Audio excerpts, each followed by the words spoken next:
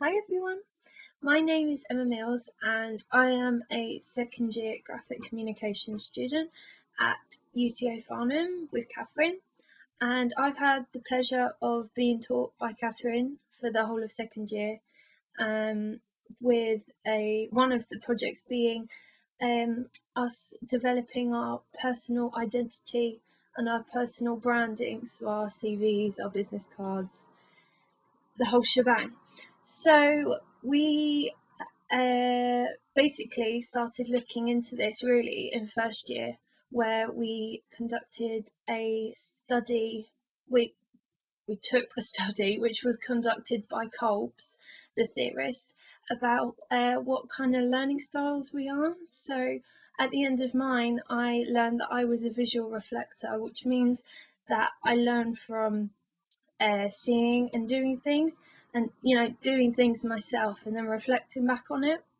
And what I learned from this was that I am quite independent, but at the same time I am also very open to getting new advice and new ideas. And if anything, I like getting advice and I like asking for new ideas and I like developing on and on and on. One bad thing about this is that I can be a perfectionist, but then at the same time, with a deadline, I'm quite organised, so then I can make sure that I get it done in time for that.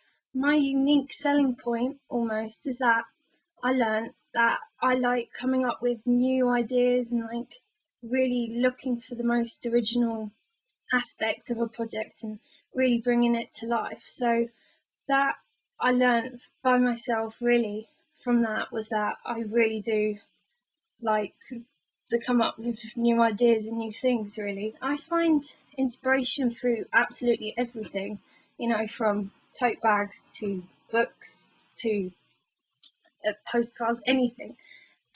But probably typography mostly, for me personally, is a massive inspiration, and colour, and also layout. So what I wanted to do was incorporate all of these different aspects into my personal branding. Starting off with colour, my quite distinctive yellow colour is very different. I don't know, I think it's quite unique, which I really liked personally, and Catherine also agreed with me. It's not the colour you usually see very often.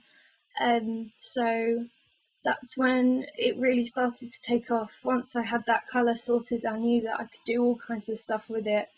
And also, once I had that one colour, I then knew where I was going in terms of what it was essentially going to look like. So I then started to look into a logo, which I thought of many like different little circles and little E and M's, like a lot of initial and typography. And it wasn't really working out for me, really, because some of it looked quite masculine. And, I'd like to think my work's a bit masculine, but I didn't really see it as very me overall. So that's when I started to look at my signature. Obviously, it's not my real signature, that would have been a bit daring, but it's a design signature which really represents me. So I started hand drawing signatures, and they really started to look quite nice and visually quite pleasing. So then that's when I really started to see myself as becoming a brand because of the combination of the two. And after I had those, that was it. I could start really doing all of the technical stuff. I've got a Tumblr blog, which I also use the identity at the top. And I've also got an Instagram blog as well, which is really good fun. And what else have I got? And I've got this vlogging blog as well, which is quite a new thing. It's what I also learned about myself is that I really like to talk as well, to show these industries in a much more professional manner. But yeah, I also got a placement at Echo Studios in Surbiton. They work with amazing brands from Estee Lauder to the Design Museum. They did work on the Harry Potter studio tour, so yeah, I was definitely going to work there. And yeah, so that was really great fun. And they really liked the work I did, and I showed them my CV, and they were really quite impressed with that. So yeah, I've got 2 more placements coming up. So fingers crossed. Yeah, so thank you for listening. Bye.